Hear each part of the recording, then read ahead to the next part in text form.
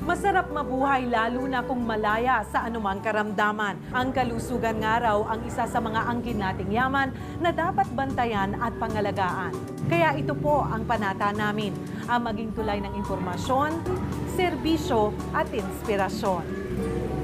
Abangan ang balita ukol sa di umano'y nadiskubring posibleng lunas para sa isang nakamamatay na karamdaman. Alamin ang mga alternatibong paraan ng pag-e-exercise na makakatulong sa atin. At tunghayan kung bakit nga ba tila ang tipid ngumiti ng mga taong nakatira sa isang komunidad na aming dinalaw. Magandang hapon mga kapatid. Ako po si Cheryl Cosim. Hangad po namin para sa bawat isa, buhay na malusog at masigla. Kaya handog po namin ang alagang kapatid. Kalusugan ay yaman, kaalaman ay sandata. Bantay ang iyong kapakanan, tagapaglingkod ng nangangailangan. Inspirasyon, pag-asa, buhay na malaya, buhay na kaisaya. Ang lunas na alay namin, alagang kapatid.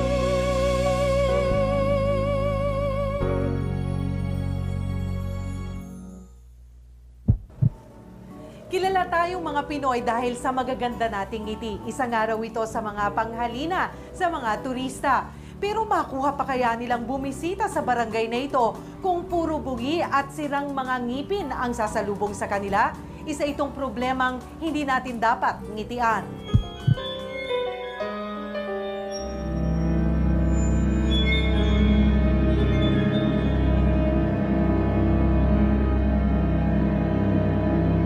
Ang bawat lugar kung minsan may sikretong ikinukubli.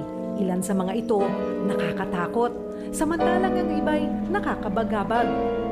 Pero naiiba ang mga kwentong bumabalot sa Barangay San Juan sa Antipolo. Kikilabutan ka talaga.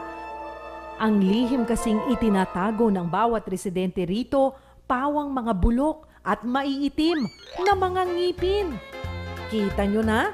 Yan ang ebidensya na ang tooth decay tuluyan na silang sinalakay. At heto pa, alam nyo bang may bansag pa pala sa kanila? Madalas daw silang tawaging barangay aray. Aray ko po.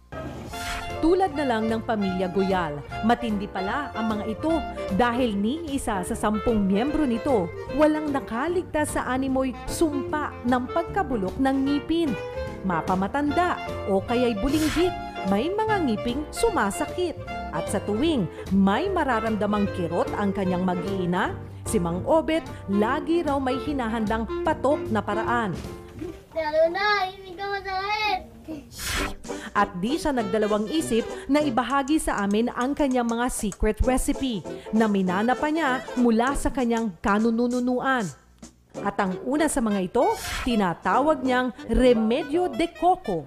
Para sa pang-remedyo sa ng ngipin, pag walang gamot. Sinugin ko muna. Pag sumilab niya, ilalagay ko rito sa plato. Ito yung para sa nicotine niya na kukunin dyan sa plato, para ilagay sa ngipin. Pag umapoy na siya, papatong ko na sa dyan. Tapos pag alisin ko na agad. Yan.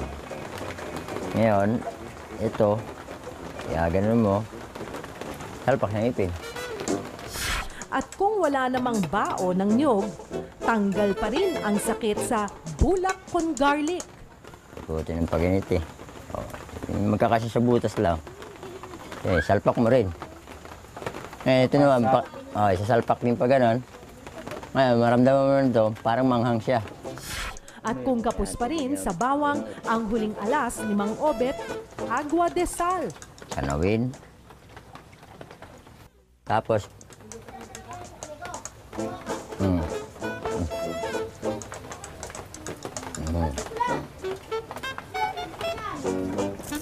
ini muli.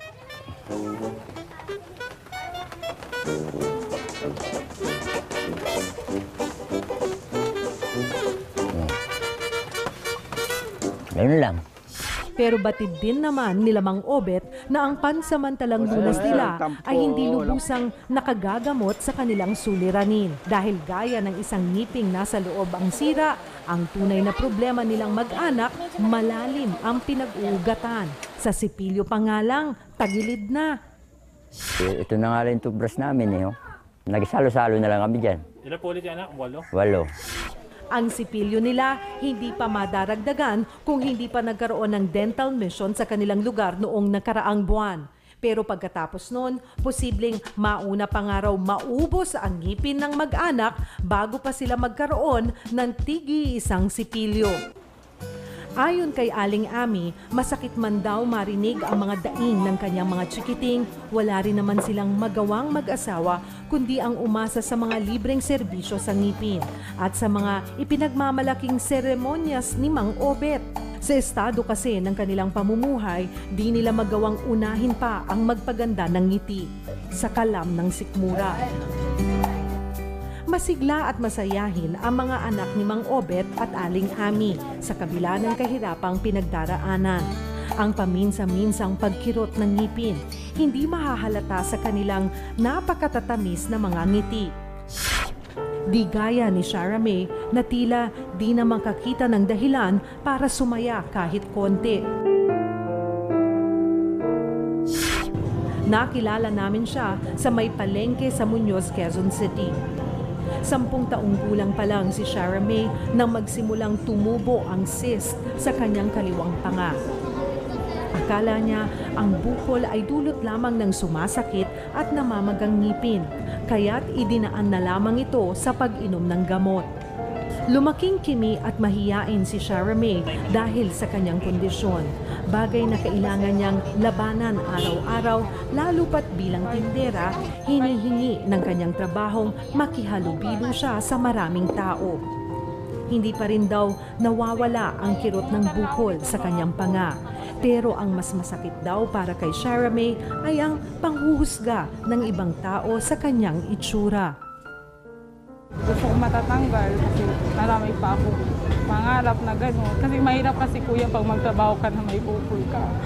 Kasi mahirap ka mahirap ko matanggap sa trabaho.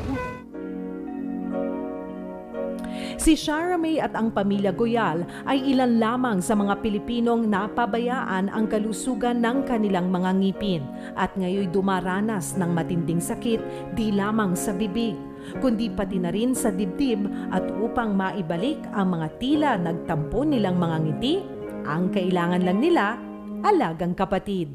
Susunod sa alagang kapatid. Para maremedyohan ang problemang aray ng Barangay San Juan, itinakda namin kinabukasan ang isang dental mission. Sige, pikit mo. Tingnan niyo, Anis. Huwag mong tignan. Pikit lang, pikit. Ayaw mo? Tingnan mo, tapos na sila lahat. Panoorin mo muna. Alagang kapatid. Sinamahan ko muna ang volunteer dentists sa pagtuturo ng tamang pangangalaga sa ngipin sa mga bata. Chocolate at ng candy, tapos hindi ka nagtutoothbrush, ano may sugar? Pa-attack dito sa ngipin mo. Mahalaga ang bahaging ito ng dental mission dahil kailangang maipaalam sa mga bata kung ano ang kanilang kalaban at kung paano nila ito lalabanan. Oo, yung sugar, magmimix siya sa saliva, tapos parang nagiging acid sila. Yung acid, yun yung nakakalambot nung nakakadikay ng ngipin. So after talaga every meal, kailangan nagtututbrush yung pasyente. Kung 5 beses ka kumain, syempre kailangan 5 beses ka rin magtutbrush kasi after ilang minutes lang, yung nagpo-form na ng acid sa ngipin. At least mga 3 minutes. At basta lahat ng services ng ngipin, kailangan ma-brush siya. Matapos ang lecture ni Doc, namahagi naman kami ng libreng toothpaste sa mga residente. Matatapos na rin ang mga eksena ng hiraman ng toothbrush dito dahil isa-isa rin silang binigyan ng mga bagong sipilyo.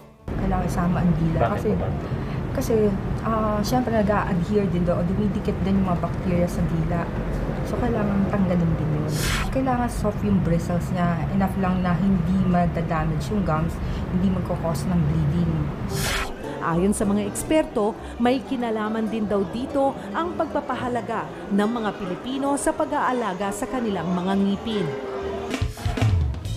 Tinitingnan na isa-isa ang mga ngipin ng pamilya ni Mang Obet.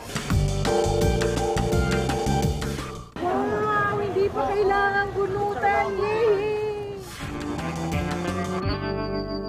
Ano po ang inyong general assessment sa pamilyang to?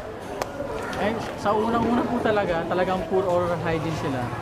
Siyempre, consider din natin yung kabuhayan nila. Siyempre, sino ba namang napakamahal pa naman pa-dentista ngayon. So, siguro marahil doon sa pera at kaya sila kagad.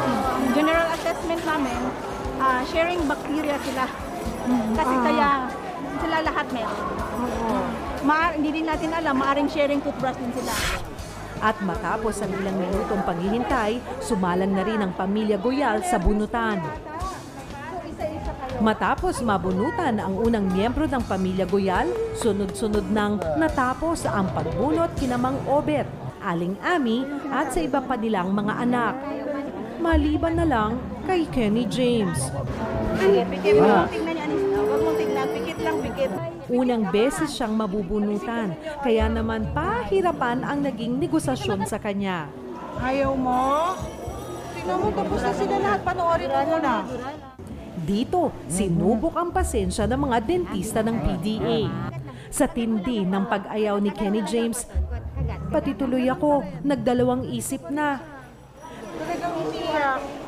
Wala na yan.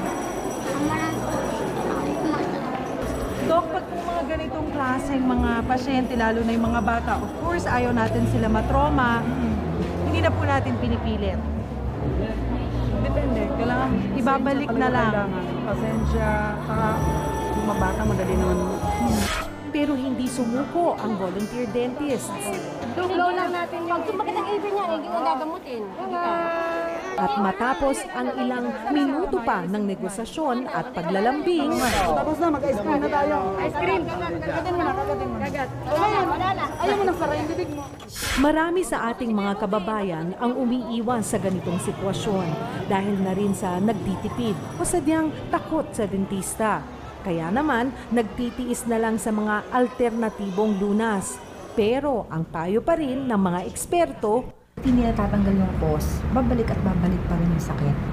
Kung ano ba di kayo yung ngipin, nilagyan ng bawang, dapat malinis pa rin yung ngipin at matreat siya para talagang mawala yung sakit niya.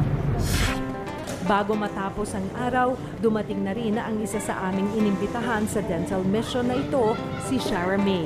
Agad ko siyang inilapit sa presidente ng Philippine Dental Association na si Dr. Marisa Brual. Dok, yung po mga ganitong katulad nung kay Shara May, bakit nangyayari? Okay? First, hindi natin masabi yung history talaga niya. But we can assess na nanggaling yan sa infection. Infected teeth, or it could be nanggaling na rin sa gums na nag-progress sa cystic lesion. Meron silang hospital doon. It could be din sa... Bagamat hindi pa malinaw kung ano ang naging sanhi ng bukol ni Shara May, maswerte pa rin daw ang bata at hindi ito malignant o delikado sa ngayon. I-endorso rin daw ni Dr. Brual si Shara May sa isang eksperto pagdating sa mga ganitong kaso. Isang panibagong pag-asa ang naibigay nito kay Shara May, lalo pat nalaman niya na makakasama niya ang alagang kapatid sa yugtong ito ng kanyang buhay. Nahirapan ka magsalita.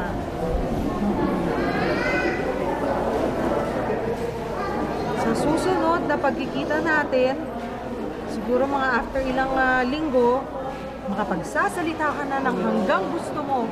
Tama.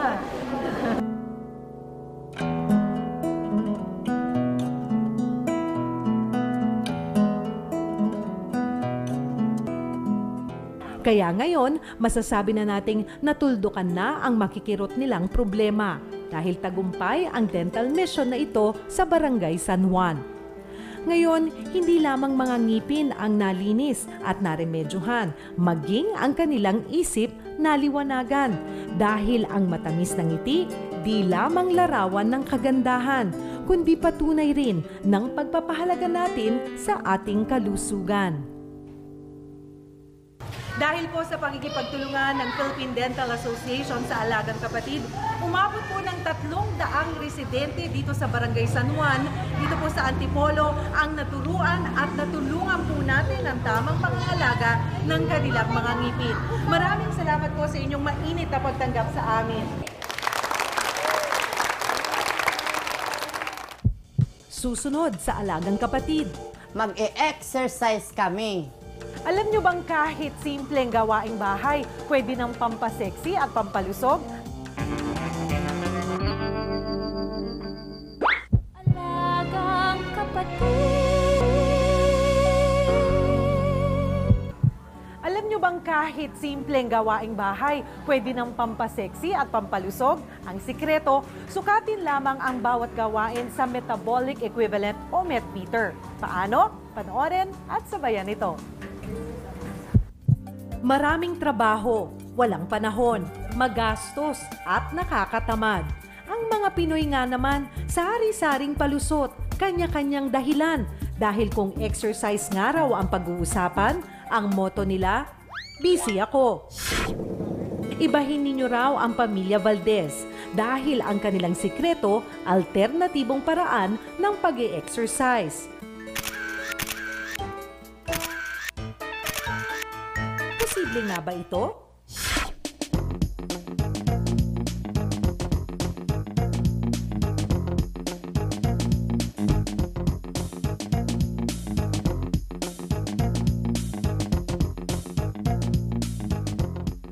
Nilapitan namin si Dr. Myla Wahabti upang bigyang linaw ito.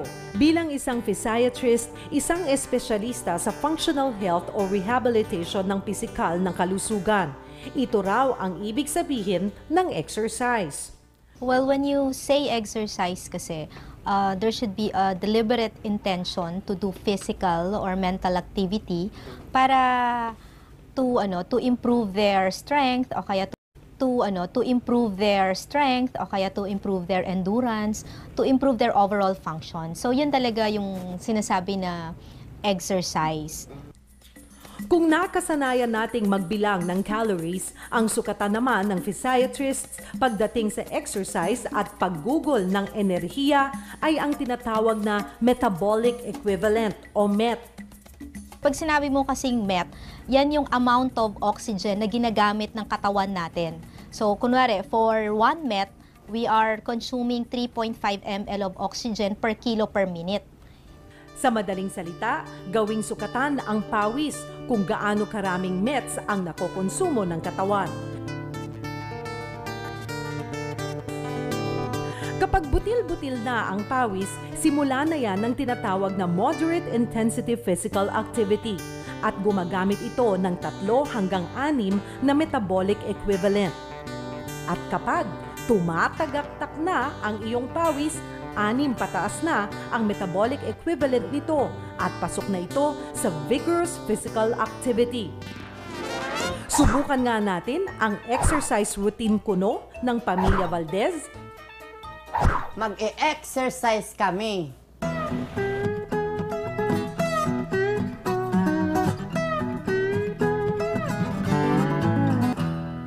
Ngayon, yung mga gawain sa bahay, like kunwari, yung pagwawalis, yung pagbubunot, kahit na yung mga pagdadusting lang, no? Kasi ang light housework, that's about 2 to 3 METs. So pag sinabi mo kasing moderate intensity, kailangan mo ng 3 to 5 METs of activity. So pasok pa din yan. Jojo, mag-exercise ka na. Sinong mag-aakalang ang mga gawaing bahay na ito pala ay pwedeng magpapayat o humubog ng katawan? Fat reduction kasi, dapat ang isang bagay gagawin mo ng 30 to 60 minutes ng 3 to 5 times a day. Tapos dapat ang intensity niyan moderate. So dapat nasa 3 to 5 METs, no?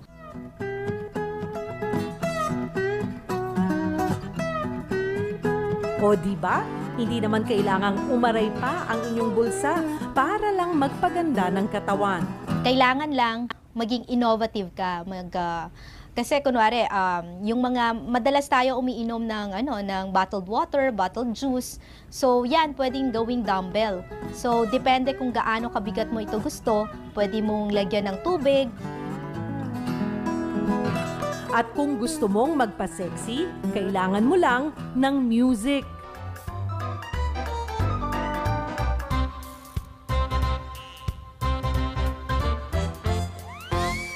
Kunwari, may sasabayan ka lang na tunog o kaya sa TV may mga dance, may mga dance show, di ba? Kung sumabay ka lang dyan at ginawa mo yan for mga 30 to 60 minutes ulit, exercise na din yan. So, hindi kailangan maging magastos. Kung kursunada ninyong exercise ay paglilinis ng bahay, gaya ng Pamilya Valdez, pwede itong hatiin sa 10 minutong pagwawalis, 10 minutong pagbubunot, at 10 minutong pagdidilig ng halaman o pag-aalikabok. 30 minuto naman ang pag-akyat baba sa hagdanan, pagbubuhat at pagsasayaw. Total body workout na nga raw itong maituturing dahil para ka na ring nag-gym. Ayon kasi sa eksperto, kaya ring tulungang palakasin ng mga gawaing bahay ang iba't ibang muscle groups. Actually, when you do those household chores, lahat naman ng mga muscles nagwo-work, no? Specifically, pero ang gusto kasi natin targetin talaga pagka exercise for cardiorespiratory fitness, yung mga large muscle groups. So yan, katulad kunwari yung mga muscles natin sa likod, sa may puwet, yung gluteal muscles natin, yung mga muscles natin sa may hita, yung muscles natin sa binti, yung muscles natin na nasa trunk, and saka sa abdomen, at saka yung mga muscles natin dito sa may mga shoulders, yan, yung mga big muscle groups, yan yung mga gusto natin targetin. Ang pagbubunot ay parang brisk walking o mabagal na treadmill. Mahusay ito para sa muscle group na kung tawagin ay hamstrings, ang muscle sa itaas ng alak-alakan. Makakabuti rin ito sa quadriceps na kasama naman sa muscles ng ating hita. Pag-iigib ng tubig naman ang halos kapareho ng dumbbells o bench press na ginagawa sa gym. Pampalakas naman ito ng deltoids at triceps. Kung hataw ka naman sa sayaw, ay para ka na ring nag-aerobics na mahusay namang cardio exercise para sa magandang kondisyon ng ating puso.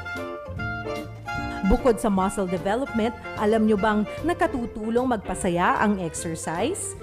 Nagre-release kasi ng hormones ang ating utak na kung tawagin ay endorphins o pleasure molecules. Kapag nag-exercise kasi tayo, yung production ng endorphins sa ating brain na-enhance. Yung endorphins, yan yung hormone na responsible para sa ating mood. So pag mas mataas yung endorphin level, ibig sabihin, mas masaya tayo, mas positive yung outlook natin sa buhay.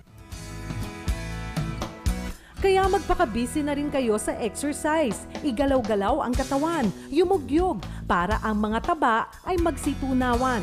Tiyak sa paraang ito, kalusugan natin mapapangalagaan. Susunod sa Alagang Kapatid. Nakakaalarma na raw ang patuloy na pagtaas ng kaso ng HIV positive sa bansa. That I was HIV positive and then came out with the news about it in public in December 1 during World AIDS Day. I think it's more important for people to come out and to make a stand and say, I have HIV. Alagang Kapatid.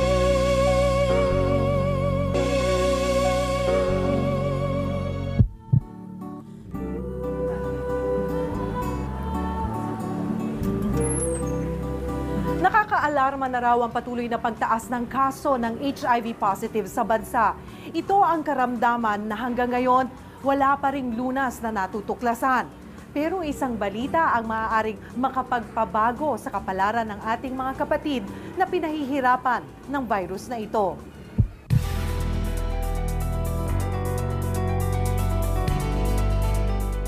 Sa mga letra ng HIV at AIDS, may iisang letra ang magkahalintulad, ang letrang I. I, ako, ikaw, tayo mismo, maaaring maging mukha ng HIV at AIDS. HIV o Human Immunodeficiency Virus. Ito ang ugat ng kinatatakutang sakit, ang AIDS o Acquired Immunodeficiency Syndrome. Lahat posibleng kapitan, lahat posibleng mahawa. Ito ay kwento ng ilan lamang sa hindi mabilang na mga mukhang nakahawla sa kondisyong ito. Kasi aggressive akong tao eh. So, pag once na type kita, go. Aminadong isang bisexual o pumapatol sa parehong babae at lalaki ang 25 taong gulang na si RJ. Inilahad niya sa amin ang peligroso niyang sexual encounters. Noong mga panahong yon, hindi ko pa alam yung kung paano i-prevent or i-keep yung self ko away dun sa mga infections na yon. Naiibang adventure nga raw ang hanap niya. Konting chill muna dun sa loob. Tapos pag once na may na-notice ako na isang guy na interesado din sa akin, sinesense ko muna yung mga galaw niya. Tapos pag once na I-approach him na-approach ko na yung guy na yon, siya pa yung mas interesadong makipag-usap sa akin compared dun sa interest ko sa kanya. Yayaan na, tanungan akong saan ka umuuwi, sinong kasama mo, saan ka umuuwi, sinong kasama mo. Hindi na yung tipong pa-demure, talagang direct to the point na. At ang nasimulan na sa bar, tuloy-tuloy na raw hanggang langit. Hindi ako gumagamit ng condoms, as in skin to skin. Ayoko kasi walang sensation. Pero mabilis daw siyang magsawa sa kanyang partner. Maximum ko, yung nakakilala ko sa mga bar is 3 months. Minimum is, pinaka-short is a week. Minsan 3 days nga lang, wala na. After sex, wala na. Batid ni RJ ang panganib na dala ng kanyang pakikipagtalik sa iba't ibang partner ng walang proteksyon. Ngunit hindi niya ito pinansin hanggang sa isama siya ng kaibigan sa isang peer education tungkol sa HIV at AIDS.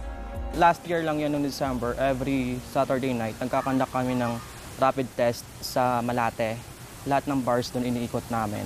Tapos nag-invite kami ng mga MSM, yung mga lalaking nakikipag-sex sa kapwa lalaki. In-invite namin para magpa-test. Actually, voluntary siya. Free din. Tapos may free counseling din kami. May mga doctors din kaming kasama sa grupo. Kasabay raw ng kagustuhan niyang talikuran ang nakaraan, sisimulan daw muna ni RJ na harapin ang katotohanan. Kasalukuyan pa raw siyang binabalot ng takot sa posibilidad na infected siya ng HIV. Kaya't naisa na niyang sumailalim sa HIV rapid screening sa lalong madaling panahon. Baka lumabas na positive ako tomorrow, mulat na ako tsaka ma-accept yun if ever. Hi, RJ. Hello. Nakakondisyon na si RJ para magpa-test ngayong araw. Handa raw siyang tanggapin, anuman ang maging resulta.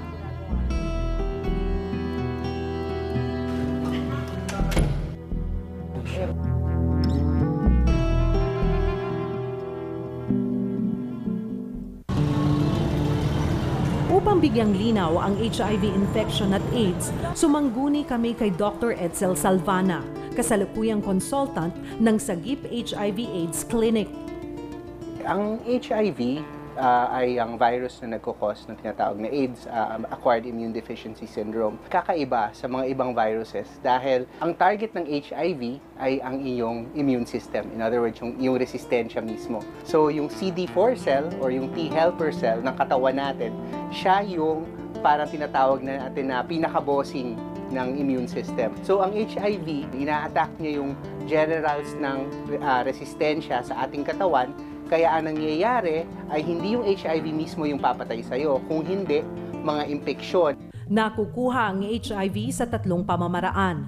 Una, sa pakikipagtalik na walang proteksyon sa isang taong may HIV. Ikalawa, sa exposure sa body fluid sa pamamagitan ng shared needles na ginamit ng pasyenteng HIV positive. At ikatlo, sa pagkahawa ng sanggol sa inang may HIV sa pamamagitan ng panganganak o pagpapasuso. Ayon kay Dr. Salvana, naka-aalarma na raw ang tumataas na bilang ng mga taong may HIV sa ating bansa.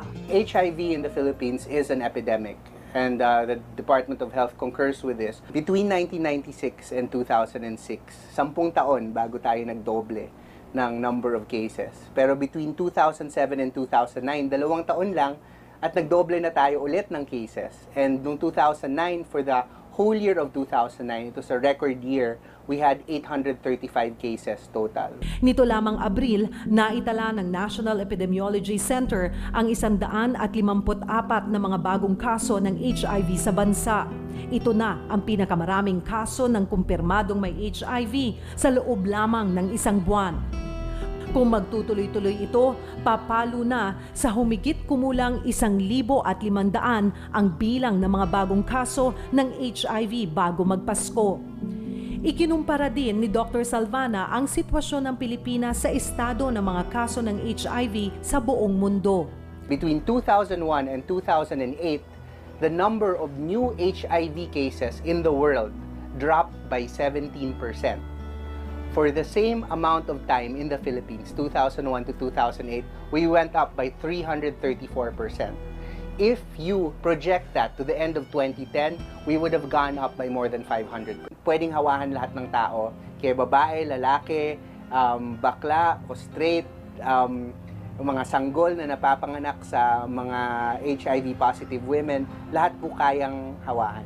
Ngunit sa pinakahuling tala ng Philippine HIV and AIDS Registry, lumalabas na ang mga lalaking may edad 20 hanggang 29 ang nangunguna sa listahan ng mga apektado ng HIV at AIDS.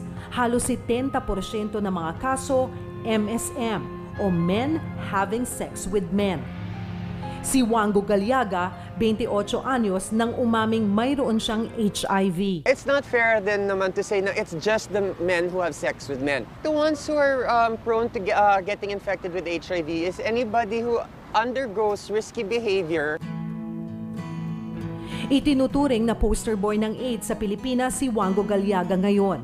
Siya lang kasi ang nagkaroon ng lakas ng loob na umamin at magpakita ng mukha sa kamera bilang isang PLHIV o People Living with HIV. That I was HIV positive, and then came out with the news about it in public in December 1 during World AIDS Day. We need as many poster boys as we can. I think it's more important for people to come out and to make a stand and say, I have HIV, there's nothing wrong with it. Matapos lumantad sa publiko si Wango noong 2008, bumalik na raw sa normal ang kanyang buhay. Pero kapansin-pansin ang biglaan niyang pagpayat. Living with HIV, it's kind of strange because there are minor changes in your life. But if you follow them, medyo parang normal ka na tao eh. I mean, biglang all of a sudden, kailangan ka sumunod ng healthy living. Yung kailangan yung 8 hours of sleep. Kailangan mo tingnan yung mga kinakain mo. Kailangan ka mag-exercise. Ang HIV kasi ay manageable naman. Ang mahalaga, tamang pagsunod sa pag-inom ng gamot dahil mahina na ang resistensya ng taong may HIV. At kapag hindi nag-ingat, maaaring pasukin ang katawan ng isang pasyente ng iba't ibang opportunistic diseases tulad na lang ng tuberculosis, pneumonia at marami pang iba. Sa ilang minutong pakikipagkwentuhan kay Wango, naisingit namin ang tanong kung sa tingin niya ay magkakaroon pa ng lunas ang kanyang sakit. You hear about these things, people have coming close to a vaccine, coming close to a cure, but at the end of the month, at the end of 3 months, they discovered it's not yet the cure. Dito sa Pilipinas, itinuturing na ngang isang epidemya ang HIV infection. Ngunit hanggang ngayon, wala pa ring lunas para dito. Ang mga dalubhasa, tuloy-tuloy ang kanilang pag-aaral at kamakailan lang natuklasan ang antibodies na pwedeng pagmula ng HIV vaccine. Susunod sa Alagang Kapatid. Sa aming mga nag-aaral ng HIV, napakalaking bagay yung mga ganitong mga developments kasi itong tinatawag na breakthrough. I think ang pinakamagandang pag-iisip dito is it offers hope na one day matatanggalin natin yung HIV sa kanilang katawan. Ang tinitingnang posibleng bakuna sa HIV at ang resulta ng HIV rapid screening ni RJ. Alagang kapatid. Alagang kapatid.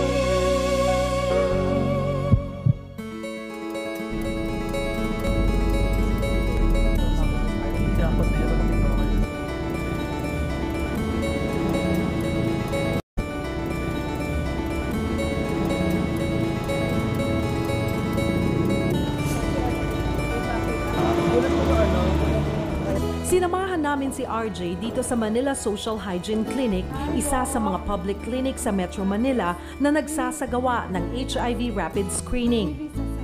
Kumpara sa HIV confirmatory testing, ang HIV rapid screening 10 minuto lang alam na ang resulta. Bago magsimula ang rapid screening, ipinaliwanag ni Dr. Mendoza ang proseso nito. Regarding sa counseling, may kaalaman na ba siya tungkol sa HIV, kung paano ito nakukuha, at kung paano natin mapiprevent. So may mga risk assessment tayong ginagawa, based na rin sa yung nagproseso na ng ating counseling. Lumagda si RJ ng kontrata para sa Voluntary Confidential Counseling and Testing o VCCT upang mapangalagaan ang kanyang pagkakakilanlan sa kung anumang resulta ang lalabas pagkatapos ng screening. Pagkatapos nito, sinamahan kami ni Dr. Mendoza sa laboratorio para sa extraction ng dugo na gagamitin para sa test.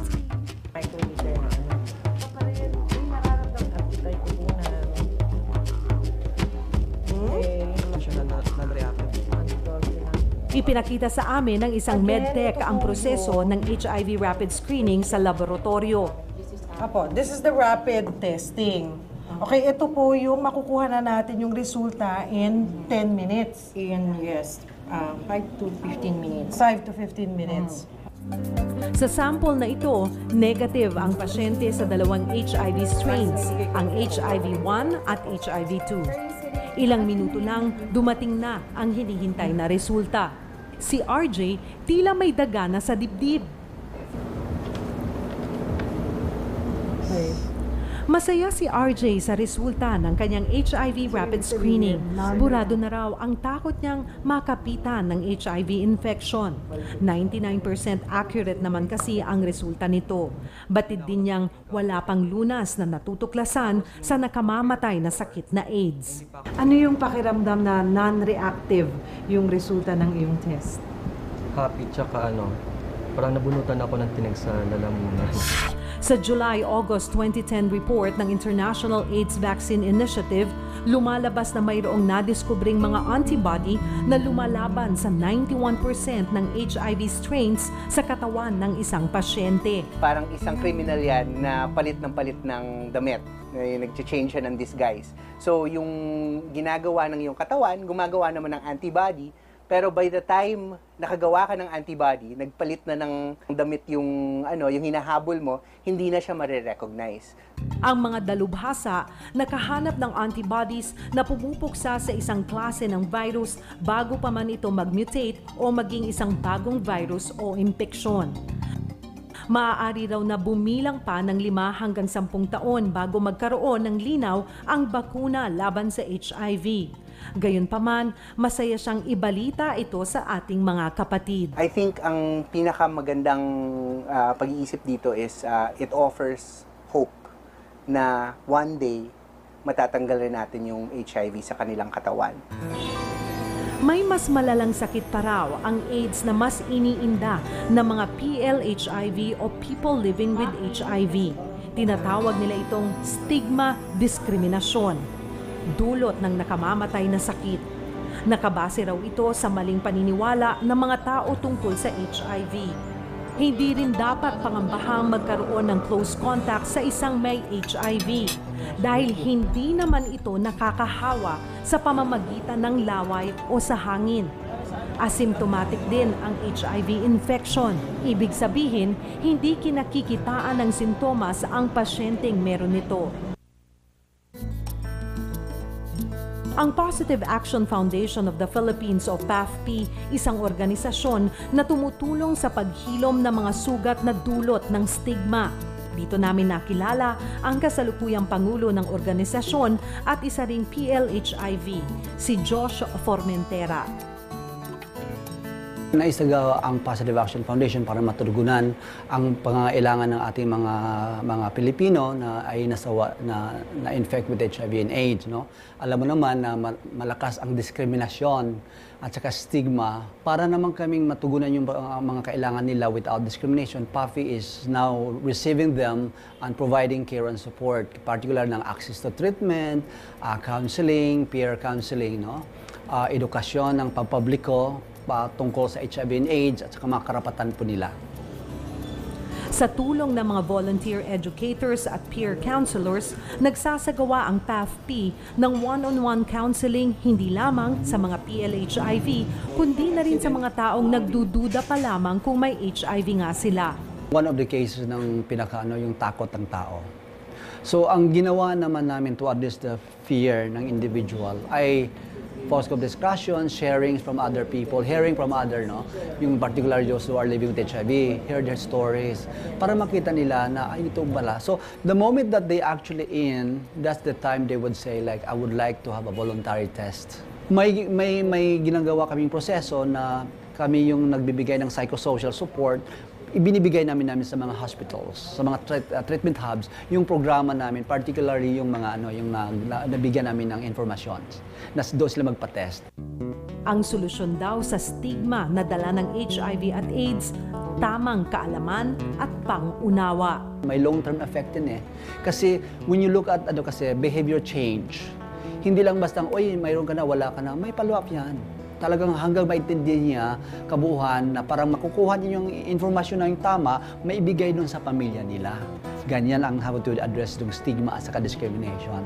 So I also hope that eventually people will become more accepting of the situation and that they are more supportive and understanding. One day I hope that there will be no more stigma so that people can talk about it and be open about getting it and they can still live their regular and normal lives. Labis na kinakatakutan ang HIV at AIDS, ngunit hindi nangangahulugang katapusan na ito. Ang hamon sa atin, harapin ang sakit at mabuhay ng normal. Hanggat wala pang natutuklasang bakuna o gamot para rito, ang tanging pag-asa, pahabain ang buhay ng isang pasyenteng may HIV at AIDS. Ako, ang ating mga sarili ang susi sa maayos na kalusugan at pagiging positibo sa kabila ng karamdaman. I'm gonna do it. I'm not gonna sit down and wait.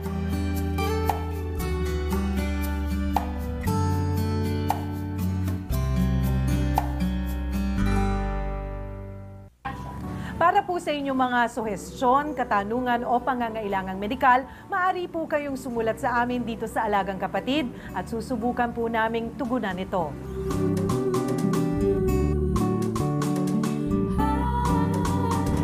Sana'y patuloy po namin kayong makasama tuwing Sabado para sa aming misyong maging tagapagbantay ng inyong kalusugan at tagapaglingkod ng mga nangangailangan. Muli, ako po ang inyong kapatid, Cheryl Cosim. Alagang Kapatid, ang lunas na alay namin. Tayang iyong kapakanan, tagapaglingkod ng nangangailangan.